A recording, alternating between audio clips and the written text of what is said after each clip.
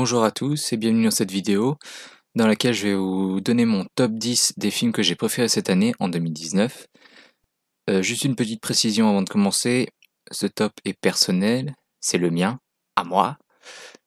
Donc ça ne veut pas dire que tel film est meilleur que tel film, c'est simplement les films que j'ai préférés cette année, devant lesquels j'ai passé un bon moment, et voilà, tout simplement. Ça veut pas dire que le numéro 2 est mieux réalisé que le numéro 8 ou quoi, c'est juste l'ordre dans lequel je les ai aimés. Et j'aimerais aussi citer quelques petites mentions honorables, on va dire. Glass, qui pour moi a été une bonne conclusion à la petite saga de M. Night Shyamalan. J'espère qu'il va pas passer dans les travers de faire un Cinematic Universe à lui aussi. J'espère qu'il s'arrêtera là, parce que c'est très bien. Puis tout le monde meurt, donc je pense qu'il s'arrêtera là. Alors, malgré quelques petites fautes de goût, quelques petits défauts que je trouve au film, je trouve que c'était une conclusion assez bonne. Je me suis pas vraiment ennuyé devant, j'ai adoré l'intrigue, même si par exemple je me pose, pour citer quelques défauts, je me demande quand même comment Glass a réussi à se balader dans l'hôpital psychiatrique, donc j'ai peut-être loupé un truc, mais voilà, je le reverrai de toute façon. Mais là, pour moi, c'est un défaut parce qu'il me semble pas que ce soit expliqué. J'ai aimé aussi le retournement de situation vis-à-vis du passé de Kevin. Et ce que j'aimerais aussi critiquer, c'est la fin qui... En fait, il décide de faire apprendre l'existence des super-héros à l'ensemble de la planète en mettant une vidéo sur YouTube. Bah, des super-héros, quoi, qui font des trucs super, quoi. Sauf qu'avec les trucs qu'on peut trouver maintenant sur Internet, je pense pas qu'en vrai, ça bougerait la vie des gens. À mon avis, parce que là, limite dans les commentaires de la vidéo, dans le film, on pourrait voir des «Oh mon Dieu, les super-héros existent», alors qu'en vrai, ce serait «Putain, pas mal la vidéo, elle est trop bien réalisée et tout, c'est quoi? C'est qui a fait ça?» Voilà, ce serait plus ça en vrai. Donc c'est un petit peu, voilà, M. Night Shyamalan est un petit peu candide à ce niveau-là, un petit peu naïf. J'ai pas trop aimé non plus le truc de la société secrète là qui cache l'existence des super-héros au monde, mais pourquoi pas? C'est peut-être, je pense, pour ajouter du réalisme au film, parce que après tout, bah, dans notre monde, les super-héros n'existent pas, mais peut-être qu'il y a cette société secrète, on ne sait pas. Donc voilà, pour moi, c'était surtout pour ça. Donc voilà, c'est pas un grand défaut non plus, c'est juste que c'est même d'ailleurs pas du tout un défaut, c'est juste que j'apprécie pas trop, mais j'accepte. Et pour moi, ça a été un bon film. Alita Battle Angel, et j'aimerais remercier un ami parce que sans lui, je ne serais pas allé le voir, parce que ça m'intéressait pas du tout, et j'ai adoré. Moi, j'étais plus Mortal Engines à ce moment-là. Et voilà, on est allé le voir en fin d'année 2018 et on s'est emmerdé. Donc voilà. Donc moi je l'emmène voir une merde et puis lui il m'emmène voir un bon film. Voilà. C'est à peu près le résumé de souvent quand on va voir un film ensemble. Quand c'est mon choix, c'est on s'emmerde et puis quand c'est lui qui choisit, voilà, c'est plutôt pas mal. Nicky Larson, je connais rien de ce dessin animé. J'étais pas né quand ça passait à la télé. J'ai jamais vu un seul épisode de cet animé. Je connais juste vaguement le générique et c'est tout. Du coup, je suis allé voir le film vierge de toute connaissance de cet univers. Et j'ai plutôt passé un bon moment, c'était rigolo, bien meilleur que Alibi.com. Et voilà, en termes d'adaptation, je peux pas juger parce que voilà, je m'y connais pas. The Death and Life of John F. Donovan, car je n'utiliserai pas le titre en français qui est pourri. Réalisé par Xavier Dolan, c'était mon premier Xavier Dolan, et j'ai plutôt aimé aussi. J'ai adoré l'histoire qu'il a racontée, la relation entre les personnages, hormis le fait qu'on découvre à la fin que le gamin est gay. Je me suis dit, putain, le monde est petit quand même. Je sais pas pourquoi il a fait en sorte que ce soit un gay à la fin. Parce que ça n'ajoute rien. Et ça ne veut dire rien, à part, ah, si tu parles avec un homme par lettre, c'est-à-dire que t'es gay. Je suis pas très fan de ce scénario, de cette idée, mais bon, ok. Donc moi, il y a juste la fin, que John F. Donovan soit gay, ça je m'en fous, parce que c'est une des raisons pour lesquelles il se suicide, tout ça, donc c'est un gros élément du film. Mais que le gamin, à la fin, soit gay, on s'en branle, ça ajoute rien, et puis, enfin bon, bref. Et aussi, donc, en mention honorable, un dernier, Avengers Endgame, parce que c'est vrai que cinématographiquement, c'est pas, ça vole pas haut, comme beaucoup de films du MCU, hein, pas tous, mais comme beaucoup de films. Parce que ça me fait chier, moi, qui se contente de faire de l'humour potache et des films d'action basiques, alors qu'ils pourraient faire tellement mieux avec des personnages de comics. C'est comme de la science-fiction, donc ils pourraient poser des questions intéressantes. Mais non, ils se contentent de faire des comédies. Ouais, si vous voulez. mais quand même, c'est quand même la fin d'un...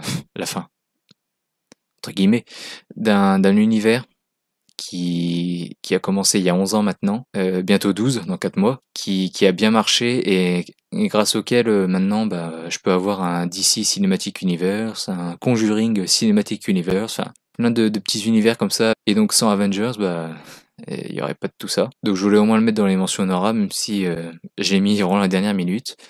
Pour donner un avis du film, les 3 heures passent superbement bien. Ils sont très rapides. J'adore la fin avec Captain America.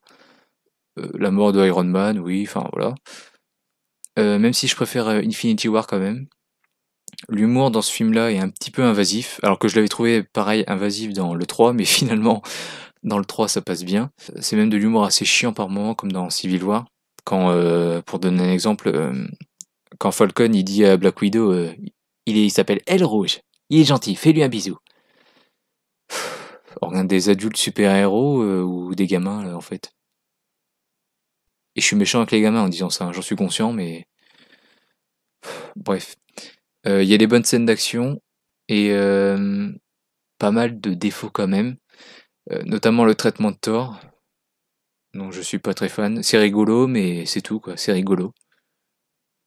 C'est en fait ils ont tellement peur de développer la psychologie des personnages qu'ils sont obligés de les changer physiquement pour que les fans disent mais si il change, regarde, il a une barbe, regarde, il est gros, tout ça, ça veut dire qu'il se sent pas bien, tout ça. Oui, enfin, il raconte rien, quoi. Parce que pendant 5 minutes, il dit oh mes amis et tout, prenez une bière et tout.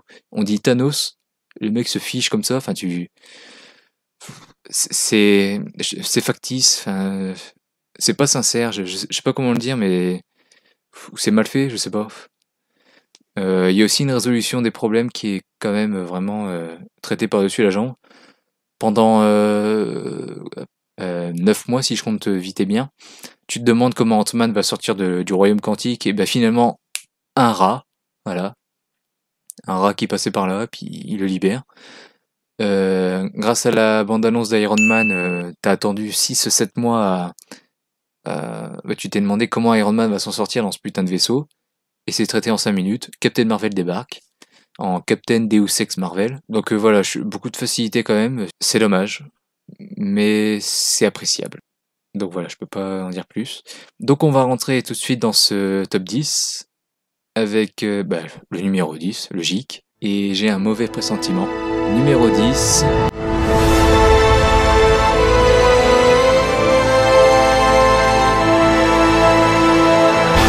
Star Wars épisode 9, l'ascension de Skywalker. Alors oui, il y a beaucoup de défauts, j'en ai noté d'autres que j'ai oublié de dire, il me semble, dans ma vidéo. Notamment, Finn ne dit pas son truc, ce qui veut dire à Rey, quand il croit qu'il va mourir. Et tout le monde, moi y compris, pensait que c'était bah, Rey, je t'aime. Mais en fait, non. J.J. Abrams, selon la vidéo du Randall, je suis pas allé vérifier, a dit non, non, il voulait pas dire ça, il voulait dire Rey, je ressens la force. D'accord. Très bien. Enfin, quelqu'un qui est aux portes de la mort et qui dit Rey, faut que je te dise quelque chose. Je suis désolé, mais c'est totalement logique qu'on comprenne Rey, je t'aime. Donc c'est mal écrit déjà, et puis enfin, ça sort de nulle part. Même s'ils font une allusion dans le film, oui, j'ai une intuition. Donc voilà, la force. C'est de la merde quand même. À mon ciné, ils ont mis une petite feuille aux caisses disant qu'il y avait des images épileptiques dans le film. Donc si t'étais épileptique ou photosensible, tu devais faire gaffe. Ah bon? J'y ai réfléchi après le film, je me suis dit, au fait, c'était quoi ces putains d'images épileptiques? Je sais pas du tout. Je l'avais remarqué dans le film, mais je l'avais pas dit en vidéo parce que c'était anecdotique, et puis je me suis dit peut-être que je surinterprète. Mais Durandal l'a dit aussi, du coup je vais le redire quand même. Ils ont placé le numéro 42 dans le film, ce qui est mon chiffre préféré. Et en gros, 42, c'est la réponse au sens de la vie en fait. À la question quel est le sens de la vie dans H2G2. Donc voilà. C'est divertissant. Et comme maintenant je m'en fiche un petit peu de Star Wars, que je regarde juste pour le côté divertissant, passer un bon moment quoi. Le film n'était pas pour moi une trahison ou la destruction de mon enfance, parce que déjà Star Wars c'est pas mon enfance. J'ai pris le film pour ce qu'il était. Je voulais passer un bon moment et puis c'est tout. Et c'était le cas. C'est passé très très vite et j'ai enfin compris grâce à ce film tout ce que les gens disaient, par exemple pour le 8, en disant oh il a détruit Star Wars, ce n'est pas du Star Wars. À chaque fois, je pensais que c'était, bon, pour certains peut-être que c'est le cas, mais à chaque fois, je pensais que c'était juste des paroles en l'air pour dire oh c'est une trahison, une destruction de mon enfance, tout ça, tout ça. Mais en voyant ce film, je me suis dit putain, mais ça c'est du Star Wars. Enfin, je sais pas, les interactions, l'ambiance, le côté in extremis, urgence du scénario, je sais pas, j'avais l'impression vraiment de voir un vieux Star Wars quoi. Hormis les belles images, les beaux effets spéciaux, j'avais l'impression de voir un vieux Star Wars de la trilogie originale. Donc chapeau. J'ai enfin compris ça grâce à ce film, donc c'est cool. Je suis assez content de cette conclusion donc. Encore une fois, Chewbacca qui crie de douleur en apprenant la mort de Leia, ça, voilà. Si tu te dis putain le pauvre il est tout seul maintenant, il a perdu tout le monde. Donc t'as juste envie de traverser l'écran, de le prendre dans tes bras, quoi, de lui faire un câlin. Aussi un truc que j'avais dit à mon pote dans la vidéo, ils l'ont mal fait, et il m'a dit pardon, mais c'est lui. Et personne ne l'a dit dans sa critique. Aucun autre youtubeur n'en a parlé dans sa critique, donc je pense qu'il était vraiment là. Et maintenant il est crédité sur Wikipédia, donc je pense qu'il était vraiment dans le film. C'est Harrison Ford. Quand il est apparu, son visage m'a semblé bizarre en fait. J'avais l'impression qu'il était traité numériquement, que du coup l'acteur n'avait pas voulu revenir et qu'il l'avait fait comme ça en numérique. Et du coup j'ai dit à mon pote, il est mal fait parce qu'on voit l'effet spécial quoi. Et bah non, apparemment c'est vraiment lui. Donc à mon avis il a été photoshopé parce que son visage me paraît bizarre en fait. Donc n'hésitez pas à me dire si vous pensez la même chose. Et à la fin, Rey, j'aurais préféré qu'elle se présente à la vieille en disant Rey Palpatine, pour montrer qu'elle accepte ses origines. Parce qu'elle a mis quand même 3 films à essayer de savoir qui elle était, donc merde. Et une aussi. Donc pour au final dire Rey Skywalker, j'étais pas très fan, mais bon, si vous voulez. Puis bon, comme elle est pas très appréciée, je pense que oui, ça fait hurler beaucoup de gens. Mais bon, c'est pas ça qui va me faire sortir du film, c'est pas le seul défaut, mais bon, voilà. Donc voilà, c'est tout ce que j'avais à dire. Donc passons maintenant au numéro 9. En numéro 9, déjà avant de parler du film, j'aimerais remercier le compositeur du film qui a composé cette musique que vous entendez en arrière-plan, qui s'appelle Gap, et que je vous invite à l'écouter de 0 secondes à 4 minutes 30, on va dire, 4 minutes 30, 50. Parce que grâce à cette chanson, grâce à cette musique, j'ai eu l'inspiration en fait d'inventer une histoire, parce que donc je suis auteur si vous me connaissez pas, et j'écoutais cette musique sur la route et puis voilà, l'histoire m'est venue comme ça en tête, donc c'est merci au compositeur, parce que c'est une histoire qui sera assez personnelle, à laquelle je tiendrai beaucoup. Ce sera pas un livre lambda que voilà j'aurais eu l'idée de faire et puis basta. Je serai beaucoup attaché à cette histoire, donc merci au compositeur Hans Zimmer, qui a donc composé la musique Gap, qu'on entend dans X-Men Dark Phoenix, ou Dark Phoenix tout court d'ailleurs. Je suis allé le voir 2 fois, une fois avec un pote, une fois avec ma mère, et c'est vrai que au premier visionnage j'ai bien aimé, et même au deuxième d'ailleurs.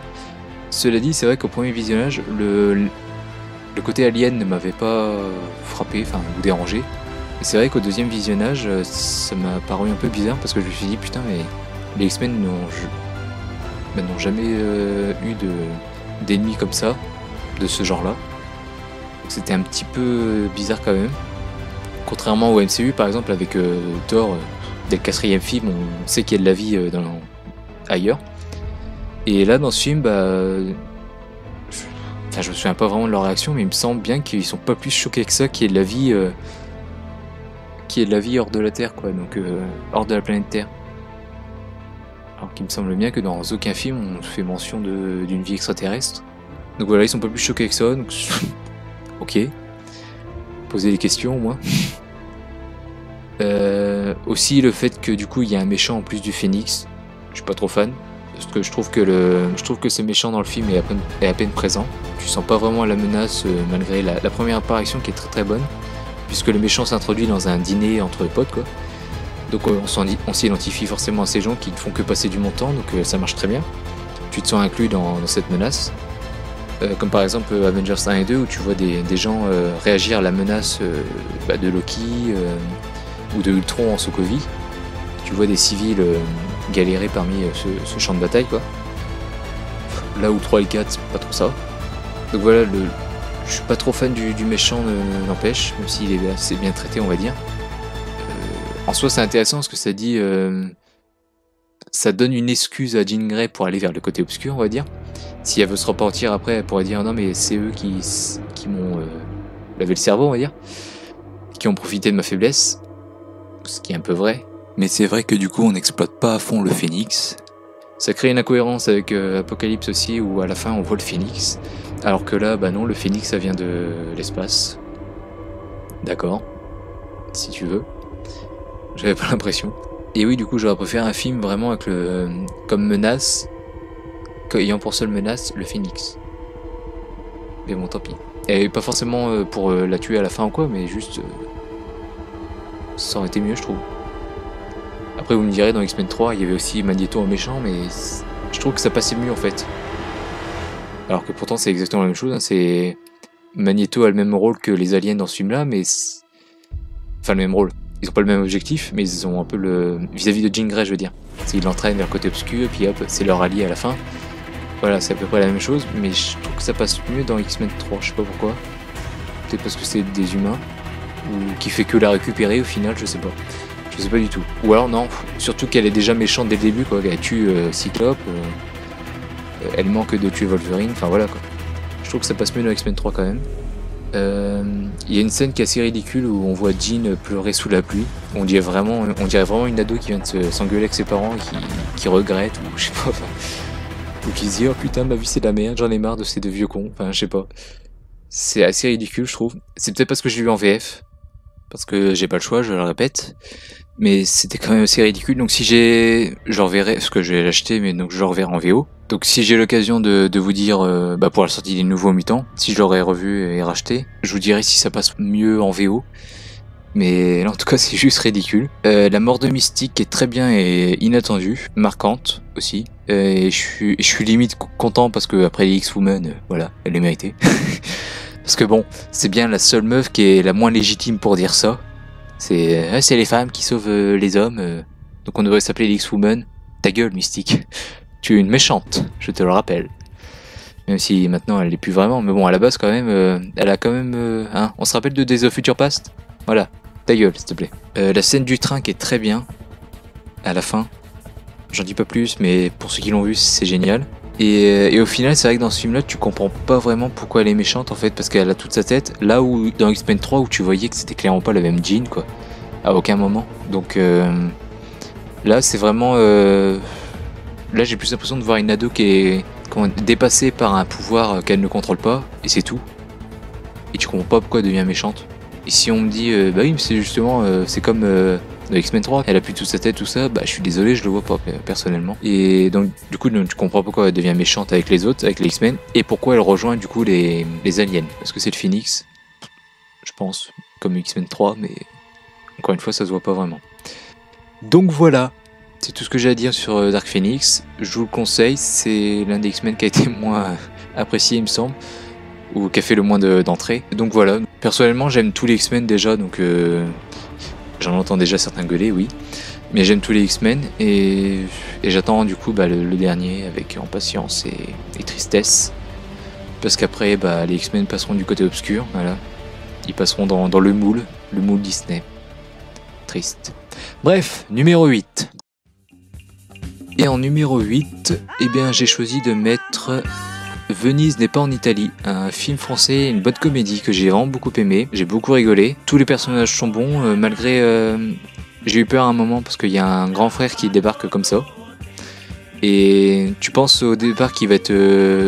ça va être le gros connard, enfin le grand frère gros connard avec ses parents, qui rentre de l'armée, qui vient de faire la guerre, et qui parle mal à son petit frère, enfin à tout le monde quoi.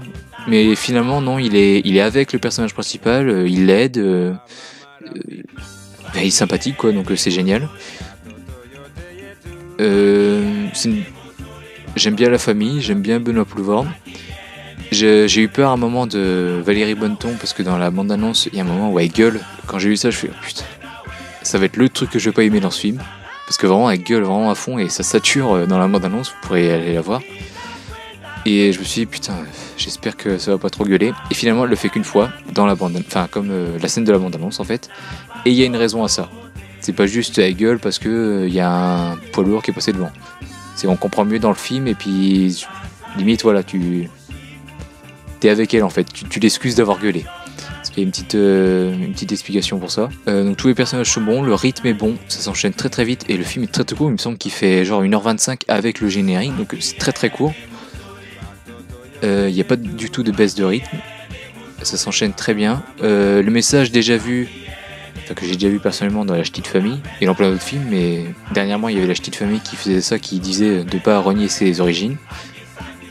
C'est un petit peu ça, parce qu'il y a un moment le jeune est, quand il voit où vit la fille dont il est amoureux, quel genre de baraque, avec quel genre de parents, tout ça, il se dit ok, on n'est pas du même monde. Du coup il a un petit peu honte de ses parents, mais voilà. Le film le recadre, on va dire, là-dedans. Et s'il y a des mecs qui ne sont pas très chauds pour le voir, j'ai envie de dire si, voyez-le, qu'on est servi. Il y a une fille toute nue à un moment que je connais depuis tout petit parce que j'expose mon dossier. Quand j'étais petit, je regardais Plus belle la vie. Je regardais Plus belle la vie, oui. Et j'aime plus maintenant. C'est bon, pardonnez-moi, excusez-moi. J'aime plus du tout. Et on fait tous des erreurs hein, quand on est petit. Et donc j'avais connu là-dedans, et même petit déjà, c'était mon genre de fille. Elle a quoi, 10 ans plus que moi, parce qu'elle était ado à l'époque. Enfin ado, elle faisait une jeune de 17 ans. Donc je pense qu'elle a à peu près le même âge. Et déjà petit, voilà, elle m'intéressait beaucoup. Et là on la voit toute nue, et putain, elle a un très très beau corps, et bah, j'ai bien aimé, parce que c'est toujours agréable.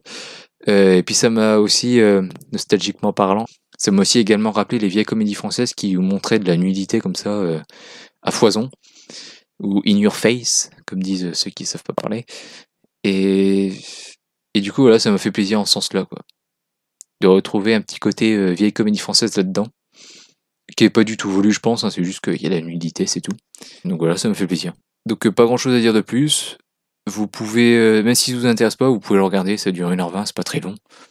Et puis, même si vous aimez pas au final, je pense que vous allez quand même rigoler à certains moments, donc c'est toujours bon à prendre. Le personnage de Poulvord est très sympathique, très rigolo avec sa chanson là. Donc voilà, bon film à vous si vous comptez le voir. Et bon film, donc voilà, numéro 8. Donc maintenant, numéro 7.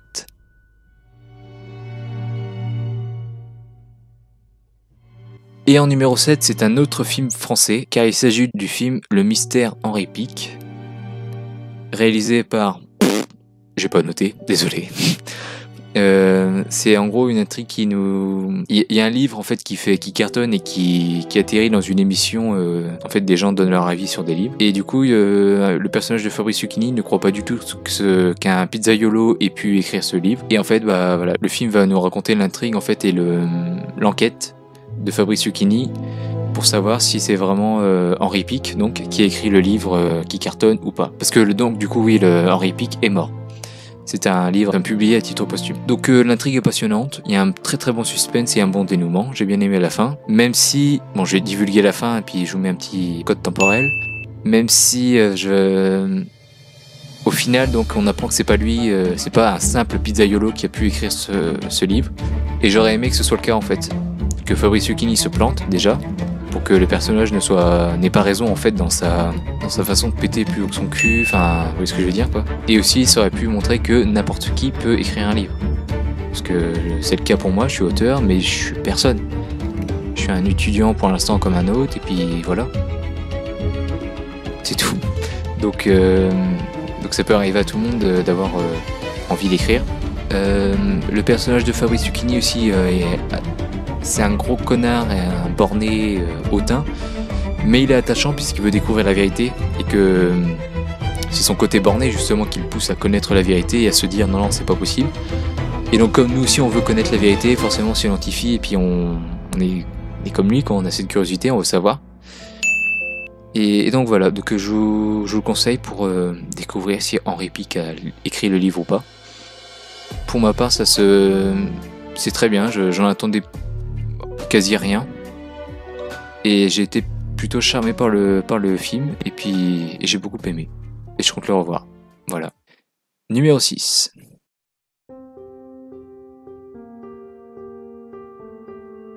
Alors en numéro 6, pareil, c'est un film dont je n'attendais pas grand chose, un film d'horreur qui fait suite qui est un remake d'un film sorti dans les années 80 qui lui-même était une adaptation d'un livre de Stephen King, Cimetière. Alors j'ai vu entre guillemets le premier Cimetière en début 2018 chez une cousine.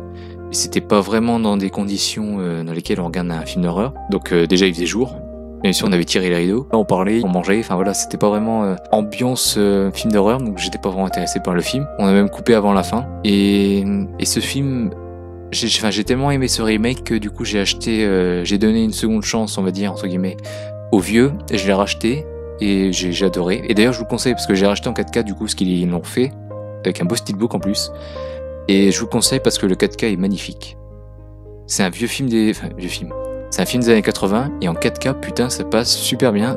L'image est très très belle.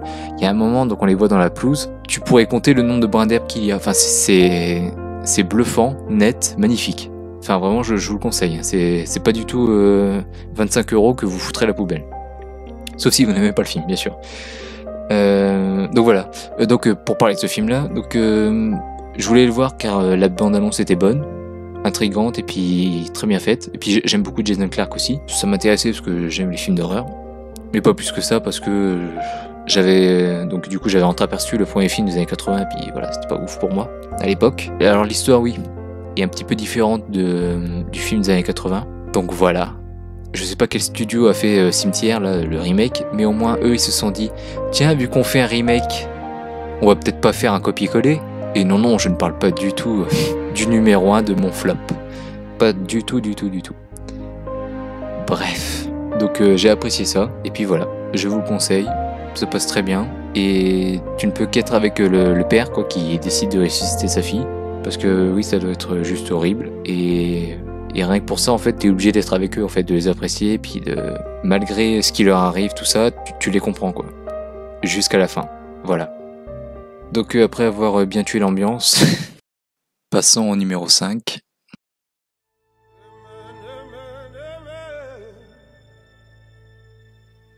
Alors en numéro 5, c'est un film que j'attendais assez parce que il faisait suite à un premier film qui lui-même faisait suite à une longue saga, Creed 2, que j'ai vraiment préféré au 1. Je vais pas dire que c'est mon préféré de la saga Rocky, mais j'ai vraiment préféré Creed 2 à Creed, premier du nom. Parce qu'il est plus bouleversant, plus humain je trouve, plus porté vers le côté humain que vers la boxe, alors que le Creed 1 c'était quand même très boxe quand même, et moi c'est pas ce qui m'intéresse le plus, et c'est pour ça c'est ça d'ailleurs qui me rebutait de voir les Rocky, et je les ai vus un petit peu avant d'aller voir Creed 1 au ciné, et finalement ouais, quand j'ai vu je me suis dit, on va peut-être dû fermer la gueule et les voir plus tôt, donc c'est une saga qui est jeune hein, pour moi, je la connais depuis 3 ans. Je les ai tous en Blu-ray là, que ce soit Creed 2, Creed 1 et Rocky. J'ai le petit coffret. Donc j'aime beaucoup cette saga. C'est très bouleversant encore une fois ce film. C'est quand il découvre que sa fille est sourde. J'ai pleuré avec eux. Voilà. C'est parce que c'est tellement bien joué et tout. Et puis les bruits surtout environnants qui s'extompent et qu'on voit leur réaction. Donc voilà. J'ai beaucoup aimé ce film. J'ai pas grand chose à dire, je suis désolé. Mais voilà, j'ai aimé le côté humain. La BO aussi qui était clairement meilleure que le premier Creed. Et j'attends la suite. Voilà, vivement Creed 3. Donc normalement on devrait attendre 3 ans du coup, donc 2022. Ça va être long. En espérant qu'il soit aussi bon. Et puis oui, le scénario, enfin qui est l'histoire qui est juste génial quoi, parce que c'est tout trouvé, le fils d'Apollo Creed qui affronte le fils de Ivan Drago, c'est ça je crois son nom. Enfin c'est tout trouvé, logique et puis c'est génial. Et Rocky qui commence vraiment à être un petit peu plus en retrait dans sa saga. Même si là c'est plus du tout sa saga à lui, parce que là c'est la saga Creed. Il commence à être de plus en plus en retrait, donc je pense qu'il va bientôt mourir. Peut-être dans le 3, pour faire l'écho avec Mickey qui meurt dans le 3, je sais pas, on verra. Donc voilà. Numéro 4. Je viens de là où le langage est en permanente évolution. vers l'enrobe argot, gros processus de création. Et en numéro 4, c'est un film français à nouveau, La vie scolaire, réalisé par Grand Corps Malade et j'ai oublié le nom du deuxième réalisateur, qui est un des potes à Mehdi Idir, je crois. Il me semble que c'est ça, Mehdi Idir, mais pas sûr, je le mettrai de toute façon si je me plante. Le personnage principal est très bon, très attachant, très humain. Le sujet du film est très très bon aussi, pas grand chose à dire de plus, même si j'ai fait une vidéo en soi pas très longue. Le film est très drôle aussi, et j'ai vraiment beaucoup apprécié l'humour, qui est pas potache, qui est pas con ou quoi. Le petit parallèle, si je confonds pas, c'est dans ce film-là, le petit parallèle, la fête d'étudiants et la fête des profs, c'était assez drôle et assez bien fait je trouve. pour zigzaguer d'une scène à l'autre. Je trouve que c'était très bien fait. Et le film passe bien, c'est rapide. Il fait 1h50, il me semble quand même, mais c'est assez rapide. La fin est très bonne et puis on voit que le personnage, un petit jeune, a une rédemption. Et si vous êtes un surveillant de collège ou de lycée, ne trafiquez pas des clopes ou de la drogue avec vos élèves, car vous allez être viré. On l'apprend dans ce film. Bref, je suis désolé, hein, j'ai pas grand chose à dire de plus, mais à part c'est bon, et regardez-le. Numéro 3 maintenant.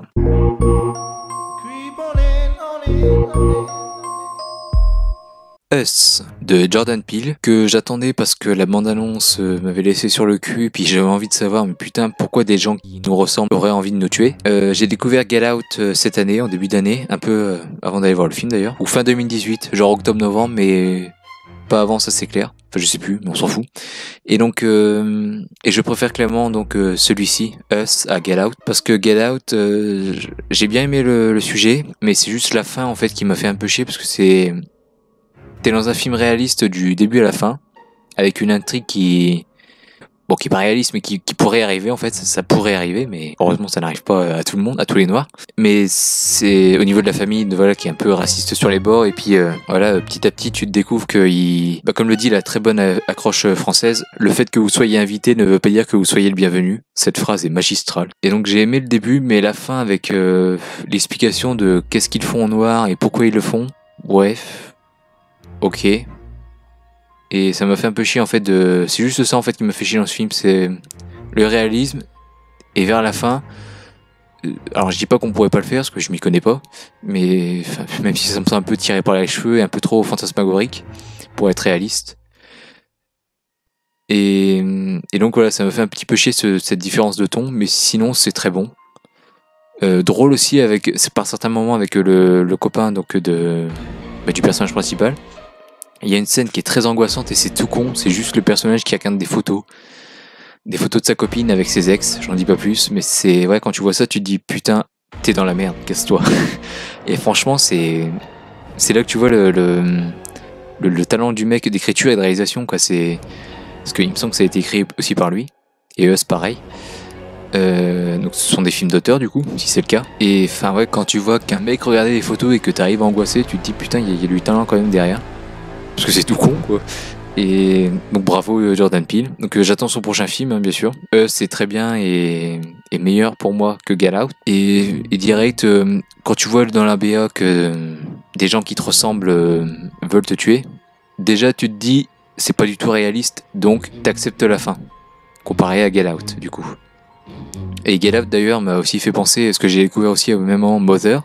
Et pareil, Mother, je m'attendais à un truc réaliste avec des gens qui se cassent, enfin qui s'incrustent dans ta baraque et que tu peux pas enlever, enfin que tu peux pas faire dégager quoi. Et je me suis retrouvé avec un truc complètement différent que j'ai aimé, hein, j'aime Mother, mais du coup j'étais un petit peu déçu de ce côté. En fait, j'ai pas eu ce que je voulais en fait. J'ai pas eu des gens qui s'incrustent dans ta maison et puis que tu dois faire partir. J'ai eu totalement autre chose, donc j'étais un petit peu déçu à ce niveau-là, même si j'aime le film. Et Gallows c'était un petit peu pareil.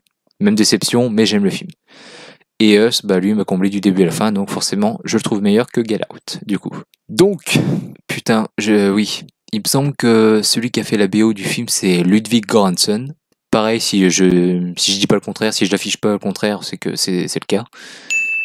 Et ce mec, putain, entre Black Panther et celle-là, putain, mais épouse-moi, quoi. Je t'aime. J'adore sa musique.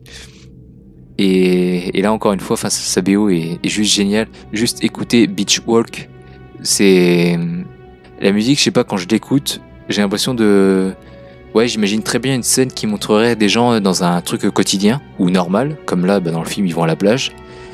Mais dans la musique, il y a un petit bruit qui fait tuk tuk tuk tuk tuk, enfin un truc comme ça. Et ça montre très bien quelque chose qui ne va pas en fait.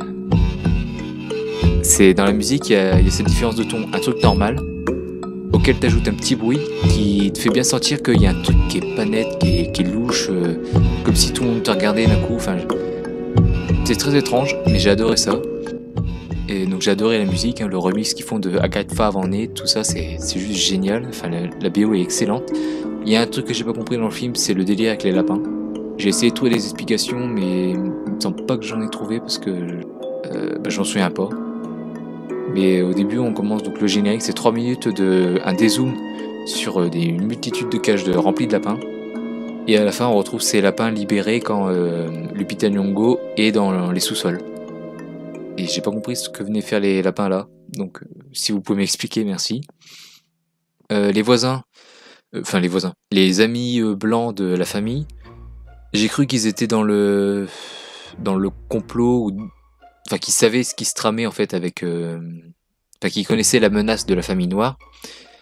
Et du coup, je pensais que Jordan Peele c'était quelqu'un du coup qui allait mettre des méchants blancs dans chacun de ses films. Et au final, non. Donc ça m'a surprise qu'avec le climat et puis les gens actuels, enfin ce que tout le monde dit, voilà, je pensais que comme c'est de bon goût en fait de faire passer les blancs pour forcément des méchants et que c'est un réalisateur noir qui a fait passer, enfin qui a parlé de racisme dans son premier film Get Out. Je pensais que du coup il allait commencer après avec sa filmographie en changeant de genre et de sujet, mais qu'il allait du coup faire passer les blancs à chaque fois pour des méchants. Et non. Donc j'ai été surpris là-dessus, agréablement surpris du coup. Et c'est pas pour ça parce que je suis blanc quoi, mais c'est juste que les gens qui sortent pas de leur cocon habituel, ça me saoule en fait. Par exemple, Greg Araki, qui fait globalement que des films sur les gays, tout ça, ça m'intéresse pas du tout en fait, du coup. Et Rom Colessera, pareil, qui fait... pour pas qu'on puisse dire que je suis raciste et homophobe, Rom Colessera qui fait que des films d'action à retournement avec Liam Neeson, ça me casse les couilles. Il en a fait au moins 3-4 comme ça, sans identité, non-stop, Night Run, il me semble que c'est de lui. The Passenger, je l'ai pas vu celui-là, mais je pense que quand tu vois la bande-annonce, c'est non-stop dans un train. Et 3 films, voilà, au moins 4 films d'action comme ça, avec un retournement à la fin, et puis avec Liam Neeson.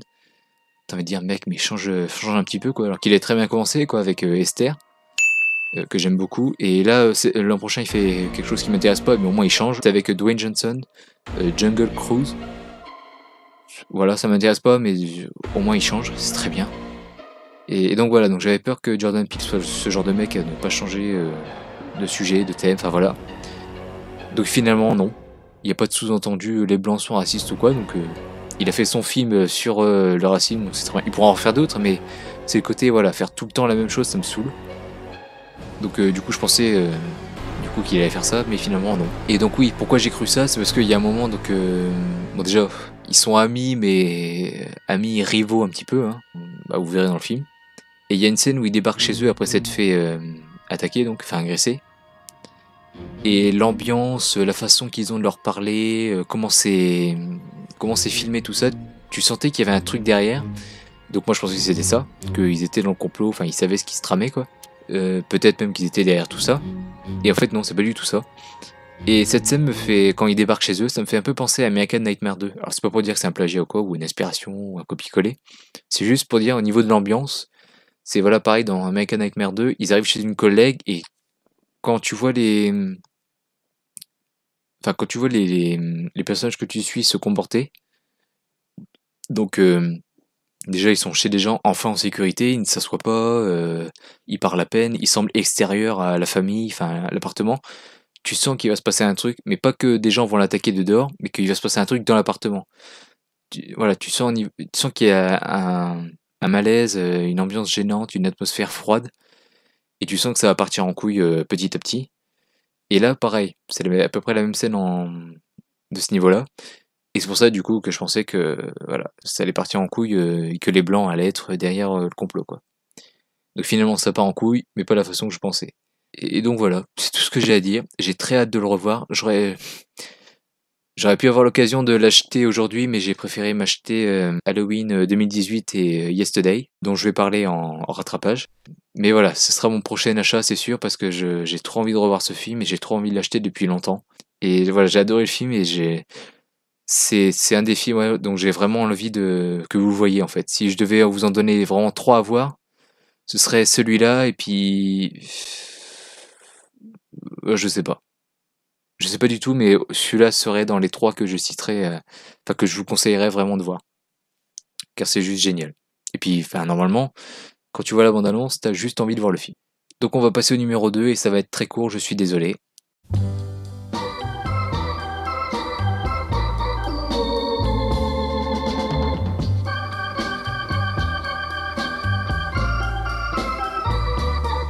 That's life. Donc en numéro 2, je pense que beaucoup de gens auraient cru que j'aurais mis en numéro 1, mais finalement non. Même si cinématographiquement je pense qu'il est supérieur au numéro 1, c'est le film donc Joker, réalisé par Todd Phillips, que je mets en numéro 2. Alors déjà pour dire quelques petits trucs, j'ai du mal en termes de Joker maintenant, c'est vrai que après avoir bien vu digérer le film, tout ça, après 2 mois déjà, j'ai du mal à imaginer se battre avec Batman, c'est vrai. C'est Seb, il me semble, a fait, ou Seb ou Fred, je sais plus, des joueurs du grenier, a fait la remarque dans la vidéo de la critique qu'ils ont faite. Et c'est vrai que je suis plutôt d'accord, j'ai du mal à imaginer quand même se battre contre Batman. Être un mec de la pègre qui a son petit royaume, tout ça, qui fait peur aux autres, je veux bien. Mais contre Batman, j'attends de voir ça s'ils vont le faire dans les suites. D'ailleurs, oui, je suis pour la suite parce que c'était juste génial et t'en veux plus. Mais j'ai peur du coup que ce soit nul, tout pourri, ou inférieur au premier. Mais si c'est bien, même si c'est inférieur au premier, du moment que c'est bien, ça m'ira. Mais j'ai un petit peu peur que ce soit inférieur au premier, ou au pire des cas, vraiment tout pourri. Mais on verra. Mais sinon, en soi, je suis pour la suite. Donc on verra s'ils partiront là-dedans du coup dans les suites. Et s'ils font pas ça, vraiment, je vois pas ce qu'ils peuvent faire dans les suites. Et s'ils partent dans les suites de l'opposé à Batman, je pense que ça va être très très dur à faire pour eux. Donc on verra bien. Donc ce film a été très bon pour moi. J'ai fait une vidéo de 40 minutes où je parle de long en large du film. Et oui, bah, je vous conseille de voir ce film. Enfin, c'est juste très très bon. Ça n'incite pas à la violence pour moi. Enfin, je sais pas si vous vous rendez compte, mais le mec finit quand même dans un hôpital psychiatrique. Il a pas de femme. Il a pas d'emploi. Il a tué des gens. Il a pas la meilleure des vies à la fin du film. Donc il aurait une putain de baraque sur la Côte d'Azur ou à Miami, je veux bien. Qui serait milliardaire et tout. Ok. Mais là, non, je comprends pas comment on peut dire ça. Parce que c'est un personnage qu'on suit et il est violent, donc du coup, ça y est, c'est comme les jeux vidéo en fait. Voilà, on contrôle un personnage violent, donc du coup, on a envie d'être violent. Enfin, c'est ridicule, je trouve. Mais bon, il y a toujours des cons pour gueuler pour surtout et n'importe quoi. On peut ne pas aimer le film, hein, bien sûr. C'est le cas du Randall, et puis je me suis pas désabonné. Enfin, je suis pas un con, mais voilà. On va passer à autre chose. Hein. Voilà, j'ai pas grand chose d'autre à dire dessus, parce que j'en ai parlé pendant 40 minutes, donc voilà. Et puis je l'ai pas revu. Enfin, j'ai vu que 2 fois au cinéma, et c'était en octobre, donc voilà, j'ai un petit peu oublié. Je sais pas ce que je pourrais dire de plus dessus, donc voilà. Suspense, qui va enfin se terminer maintenant. Numéro 1. Et donc en numéro 1, c'est à nouveau un film français, une comédie romantique réalisée par Hugo Gélin, Mon Inconnu, avec François Civil et Joséphine Japy, si je me trompe pas, parce que elle, je l'ai découvert dans Respire, un très bon film aussi, où elle joue très très bien aussi, un très bon rôle, qui a un très bon sujet, un très bon thème, et qui est très important à montrer à des jeunes. Donc Respire, voyez-le et lisez-le d'ailleurs. Le livre est très très différent du film, et ça montre du coup à quel point ça peut être pas mal qu'un film, une adaptation, se détache du roman ou du support d'origine, parce que du coup t'as 2 œuvres juste géniales qui ne se ressemblent pas spécialement dans l'histoire, mais du coup les 2 sont géniaux, et je vous conseille le livre et le film. Et donc oui, donc voilà, donc j'ai découvert dans ce film là, et pendant pas mal de temps en fait, quand je voulais en appeler une, donc par exemple Joséphine Japy, je disais Lou Delage et inversement. Donc il me semble même que là je me trompe plus, que elle c'est Joséphine Japy. Et encore une fois, elle joue très bien. Bon, je vais y venir. Parce que ce film-là, j'ai pas fait de critique dessus. Mais j'ai racheté le film en DVD. Parce que évidemment, c'est pas une comédie à la con qui a fait des millions d'entrées. Du coup, évidemment, ça sort pas en Blu-ray. Donc je l'ai revu et j'ai pris des notes du coup pour cette vidéo. Et j'ai quand même pas mal de choses à dire. Donc ça va rattraper au moins les quelques films où j'ai pas eu grand chose à dire. Là, je vais vous faire une vraie petite critique. Donc déjà le film partait bien parce que j'aime ce genre de film où tu changes de vie, où tu changes de vie, où tu changes de corps, où tu changes d'époque, comme Retour à la future par exemple. Donc déjà le film partait bien, mais que j'aime ou pas ce genre de film, de toute façon le film est très très bon. Je comprendrais qu'on puisse le trouver un peu long, mais c'est pas la mort non plus, ça passe très très bien. Et c'est juste comme ça, enfin je dis ça comme ça, c'est pas au deuxième visionnage, ça a déjà baissé, je me faisais chier ou pas, c'est juste, je pourrais comprendre, mais j'adore ce film. Donc je m'en fiche, pour moi c'est pas le cas. Les deux acteurs sont très très bons, donc même si on suit plus François Civil, donc il nous marque plus, son jeu nous marque plus. Il joue très bien, il est très très très rigolo dans son jeu du mec perdu, son mec perdu dans un autre monde, et puis quand il découvre du coup qu'il a changé de monde, de changer de vie, c'est vraiment rigolo. Le moment où il est devant une classe, donc où il pense devoir faire une dédicace, mais en fait non, il est prof. Du coup c'est très très drôle. Enfin, il y a un moment il parle mal à une élève et c'est triste pour elle, mais t'es obligé de rigoler. Et ce qu'elle parle de, elle est toute mignonne, elle a fait ses devoirs sur Shakespeare, tout ça, donc elle a une petite théorie et tout, puis lui il dit ouais mais tu me parles de ça, mais je m'en bats les couilles. Enfin, parlons de mon livre. Et parce que donc il est auteur du coup. Et donc voilà, c'est rigolo. Euh, Et puis forcément t'es avec lui quoi, parce que il y a un petit peu dépeint comme un connard au début du film. Bon, j'y reviendrai, mais voilà, il perd quand même sa femme. Elle meurt pas, mais il la perd quoi, elle se souvient pas de lui. Donc t'es forcément avec lui, t'as envie qu'il la retrouve, tout ça. Ah oui, et donc du coup je trouve très bien, je trouve que ce film montre très bien l'idée de, vous savez la phrase qui dit on se rend compte de la valeur d'une chose quand on la perd. Voilà, ce film le montre très bien. Joséphine Japy, donc pour parler d'elle maintenant, on va parler de François Civil, qui est très très bonne aussi. Et alors il y a le moment de la dispute, on pourrait la trouver mauvaise, mais en fait c'est pas ça, c'est pas qu'elle est mauvaise ou qu'elle joue mal le côté énervé ou qu'elle en a marre, enfin voilà.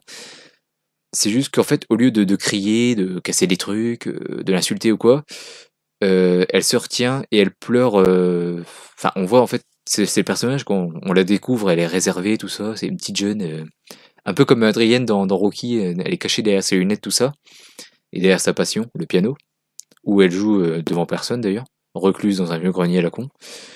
Et donc du coup, bah voilà, elle pleure en se cachant derrière sa main, tout ça, enfin voilà. Donc j'aimerais pas qu'on dise qu'elle est mauvaise dans cette scène de dispute. Pour moi, c'est juste ça, c'est juste le personnage, quoi. Puis oui, j'ai dit elle se retient, bon, elle le traite quand même de connard, mais voilà, elle se retient plutôt. D'ailleurs, oui, tout le monde le traite de connard, mais... Enfin, il y a elle et son ami, ce qui fait que t'as plutôt enfin, le film veut vraiment te dire, hé, c'est un connard que tu suis là. Et qui, du coup, après, tu vas voir la rédemption. Donc le film te hurle que c'est un connard, mais au final, je trouve pas trop, en fait. Parce qu'ils l'ont pas assez montré connard, je trouve. Parce que, alors quand son pote lui dit t'es un connard, bon là je comprends, parce que limite il lui dit je suis coincé ici avec toi, ça fait chier. Donc ouais, après je comprends ce que son pote a à lui dire, quoi. Mais quand sa femme lui dit, je trouve que ça passe mal parce que, en fait, on l'a vu être un connard et se détacher d'elle dans un générique. Donc on les a pas entendus parler, c'est passé très très vite, il y avait une musique assez joyeuse par-dessus. Donc voilà, c'est un petit défaut du film, on va dire. On sent pas trop le côté connard. Pour moi, il est juste, il a un emploi du temps très chargé. Donc c'est vrai, il la laisse un petit peu de côté. Mais bon, voilà, petit défaut. Et donc du coup, oui, pour mieux montrer que c'était un connard, donc j'avais noté, ils auraient peut-être pu nous le montrer s'ils voulaient continuer dans le fait d'aller aussi vite. Dans l'introduction, ils auraient peut-être dû nous le montrer, je sais pas, par les malades des gens. On le voit par exemple euh, dans le présent, on va dire. Quand l'histoire se pose, en fait, quand l'ellipse se termine, on le découvre dans un journal télévisé pour qu'il fasse la promo de son dernier livre. Et je sais pas, ils auraient peut-être dû montrer un petit peu avant le parler mal à la maquilleuse ou à un voiturier, faire sa star avec ses petits caprices, enfin je sais pas, des petits trucs comme ça, quoi, pour montrer vraiment déjà, ah ouais, il a pris la grosse tête, il s'est embourgeoisé, c'est un gros con, quoi, voilà. Ça aurait pu aider, je trouve, la réplique de sa femme qui dit t'es devenu un gros connard. Parce que comme du coup tout passe dans le générique, voilà, tu le sens pas trop. La première fois on le voit d'ailleurs, il est dans son monde, mais littéralement, parce que on débarque dans un monde et puis on pourrait. Ah oui, si vous le regardez en streaming et que voilà, je vous le vends comme une comédie romantique et que vous voyez un espèce de monde post-apocalyptique, enneigé, tout ça, en course-poursuite, tout ça, c'est normal. C'est le film. C'est le film débute comme ça, c'est son univers à lui de ses livres. Donc du coup, voilà, on le découvre littéralement, sans mauvais jeu de mots, dans son monde. Et tout comme elle d'ailleurs, donc ça excuse un peu le personnage, et on le découvre donc dans son monde, tout comme elle, quand elle est plongée dans sa musique, à jouer son, à jouer au piano, quoi. Donc ils ont chacun leur monde, quoi. C'est ce que je voulais dire par là. Des très bons points que j'ai notés, mais vraiment très très bons points, pas juste des qualités, c'est très très très très bons points. Il y a un moment, il la regarde et direct, il a donc pareil, on le voit avec son point de vue à lui et puis il y a des plans démonstratifs de ça. Il la regarde et il a direct l'idée de la mettre dans son livre. Et donc, comme je suis auteur, je peux le dire, c'est clairement réaliste. Donc, bravo. Enfin, c'est clairement ça. Enfin, je veux dire, je dis pas que ça arrive à tous les auteurs, mais ça m'arrive très souvent. Donc, ça, c'est très réaliste. Il y a un moment, quand il se réveille dans ce nouveau monde, dans cette nouvelle vie plutôt, il y a un plan débulé. Donc, dès qu'il se réveille, le premier plan, c'est un plan débulé. Et donc, un plan débulé, en fait, c'est au lieu que ce soit droit, c'est en gros comme un cadre, c'est comme un cadre qui penche, qui est mal accroché et qui penche. C'est ça un plan débulé en fait. C'est au lieu que ce soit droit, ça penche. Et, et en fait, en langage cinématographique, ça traduit une déstabilisation du personnage ou alors le fait qu'il y ait un truc louche en fait. Que le personnage le sache ou pas d'ailleurs. C'est vraiment, il y a un truc louche, il y a un truc bizarre quoi. Et clairement, c'est pas droit. C'est pas à l'endroit, il y a un truc qui cloche voilà, qui est pas bien. Et il y a un moment qui est, alors peut-être que je surinterprète, mais il y a un moment pour découvrir qu'il l'a perdu, qu'elle est une star et puis qu'elle le connaît pas tout ça. Enfin que surtout que c'est une star quoi. Il la découvre, enfin il sort de chez lui et il la découvre ou de son collège, je sais plus, mais enfin il sort de quelque part et il découvre, il voit un bus et au cul de ce bus, donc vous voyez il y a sur les côtés ou au cul des bus, il y a souvent des pubs pour des films, enfin voilà, ou des parfums, enfin voilà, des petites pubs quoi. Parce qu'il n'y en a pas assez à la télé, à la radio, sur internet. Et donc, il y a une affiche en fait où elle est placardée, c'est son visage à elle, et puis il y a marqué pianiste, je sais pas, en concert, enfin tel endroit, enfin voilà. Et en fait, donc on le voit réagir, donc il s'approche du bus, donc on voit l'affiche aussi. Et là, hop, plan suivant, on a un peu le point de vue du bus en fait, enfin de l'affiche du bus, donc d'elle, entre guillemets. Et le bus s'éloigne de lui parce que la circulation roule, donc il s'éloigne. Et donc le bus s'éloigne. Et donc du coup la caméra suit aussi. Et donc du coup, comme c'est un plan subjectif, l'affiche donc qui représente sa femme, donc sa femme s'éloigne de lui aussi. Ça j'ai trouvé ça très très bien réalisé. Et je sais plus si je l'avais noté et que je m'en étais rendu compte au ciné, mais là je me suis rendu compte du coup au second visionnage et j'ai trouvé ça putain de brillant.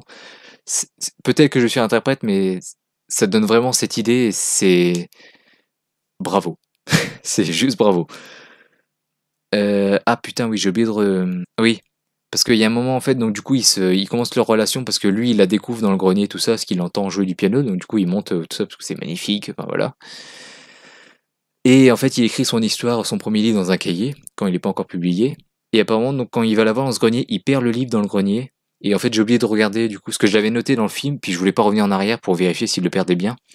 Parce que pour moi, il était bien dans son sac, quoi.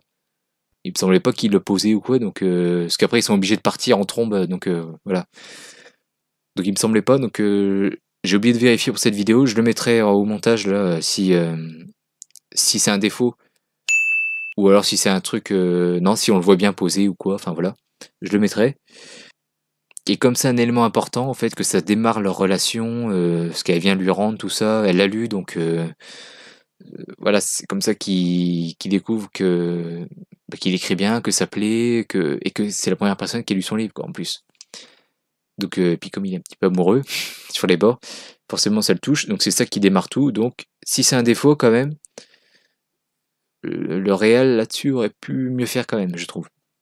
Donc s'il n'y a pas de plan où on le voit le poser, puis du coup partir et l'oublier, voilà, je le mettrais, que du coup que c'est un défaut. Et sinon, s'il oublie son sac ou quoi, enfin je sais pas. Je vous expliquerai ça par le montage, voilà. Autre défaut, ah oui, il y a un moment, c'est risible. On le voit écrire, mais donc on le voit écrire sur son ordi, tout ça, et après on voit ce qu'il écrit, vraiment. On voit les mots être tapés, tout ça. Et donc je vais vous lire ce qu'il écrit. Donc il écrit, donc c'est un monde post-apo, je sais pas quoi, enfin voilà. Et donc la fin de son film, les dernières phrases, donc je cite, et je mettrai la photo. Shadow s'effondre sur le sol gelé, point. Zoltan se retrouve seul dans ce monde qui se bat pour sauver ce qui reste d'humanité. Fin. S'il a écrit ses livres comme ça, je suis désolé, mais d'une, aucune maison d'édition ne voudra le publier. Et non, c'est pas comme ça qu'on écrit, quoi. Déjà parce que c'est quand même assez mal écrit comme phrase, je trouve. Je trouve, hein, après, voilà. Et on finit pas un livre comme ça. Enfin, tu peux pas dire... comment dire? Ouais, imaginez Star Wars 8, quoi. Luke s'effondre sur son rocher, puis... Oh mon dieu, Rey est toute seule pour affronter ce qui reste d'humanité ou je sais pas quoi. Enfin, on a un plan sur Rey réagir à ça, puis hop, fin. Non, c'est pas comme ça qu'on écrit une histoire, c'est pas comme ça qu'on écrit un livre, parce que c'est très mal écrit, donc je le répète. Et c'est pas comme ça qu'on écrit une histoire tout court, quoi. C'est pas oh mon dieu, un personnage principal meurt, fin. Série télé au pire si vous voulez, mais enfin non, c'est mauvais. Je suis désolé. Et puis si tous ces livres sont écrits comme ça, putain, et que ça marche, qu'il arrive à être riche, à faire des photos de mannequins, être invité de TF1, tout ça, enfin putain, respect quoi. Et ensuite, alors, c'est pas vraiment un défaut, c'est juste que c'est un peu grotesque, on va dire. Il y a un plan pas très subtil en fait où à un moment du film donc Olivia doit à un moment du film doit parce que donc du coup dans ce nouveau monde bah, elle est presque mariée et enfin elle a un mec depuis 10 ans et du coup elle doit choisir entre lui, le personnage qu'on suit, et son nouveau mari. Et il y a un plan pas très subtil où il la demande en mariage et en fait il pose la bague de mariage sur la table, enfin avec l'écrin tout ça, et juste à côté il y a son téléphone avec son téléphone qui sonne avec du coup Raph qui l'appelle quoi. Et c'est très ridicule, enfin pas ridicule mais oui grotesque déjà dans le plan comment il fait parce que les deux sont vraiment très très proches. Si ça avait été un plan moins rapproché et qu'on aurait vraiment filmé les deux objets pas vraiment très proches, j'aurais dit oui, mais là les plans, enfin les objets sont tous les deux très proches donc ça fait assez grotesque. Et en plus c'est un truc que j'ai déjà vu traité de façon comique dans Desperate Housewives. Quand Suzanne doit choisir entre Mike et Yann, donc entre deux gâteaux, mais en fait, voilà, il y a son ex et puis son nouveau, enfin son futur mari qui sont derrière les gâteaux, donc en fait, elle doit choisir un gâteau, mais elle a l'impression de choisir les deux mecs, donc voilà, enfin, elle a l'impression de choisir un mec plutôt qu'un autre, donc bref, voilà. Donc c'est traité de façon comique, parce que c'est drôle, en plus, le personnage de Suzanne est juste génial. Et puis là, du coup, c'est assez sérieux, donc c'est, voilà. Voilà, c'est le film numéro 1 de cette année. J'adore ce film. Il me donne envie de tomber amoureux, d'être en couple, d'être le meilleur mari possible et de pas être comme lui. Parce que franchement, en plus, quand je vois des gens se comporter avec leur femme ou leur homme, enfin, je me dis putain, eux ils sont en couple et se traitent comme des chiens, et puis moi je suis tout seul comme un con. Et enfin voilà, il y a des petites injustices comme ça qui nous font bien chier dans la vie. Donc là c'est le cas. Donc voilà, ça me donne envie d'être le meilleur mari possible, ça me donne envie de continuer à écrire, donc de persévérer là-dedans. Donc voilà, c'est pas ces quelques petits défauts qui vont le reculer dans mon classement ou me faire détester ce film. Pour moi, c'est le meilleur film français de l'année, mon meilleur film français tout court, enfin mon meilleur film français et mon meilleur film tout court. Donc voilà, j'en ai rien à foutre de ces défauts, ils sont mineurs, rien que pour le côté du bus, quoi, enfin le plan avec le bus, tout ça, enfin, il pourrait avoir 10 défauts, rien que pour ce plan du bus, que je suis interprète peut-être, mais rien que pour ça, numéro 1, c'est clair, voilà, voilà. Enfin voilà. Donc j'espère que ce top vous a plu. Et n'hésitez pas bien sûr à me donner votre classement à vous dans les commentaires. Un top 10, un top 5, un top 20, ce que vous voulez. Et donc j'espère vous retrouver pour une autre vidéo qui traitera des films que j'ai plus détestés cette année. Et ça va être une vidéo, si ce n'est autant longue, voire plus. Parce que j'ai des choses à dire. Donc je vous retrouve pour cette vidéo. Someday, baby, you will mess it up. It's driving you mad now.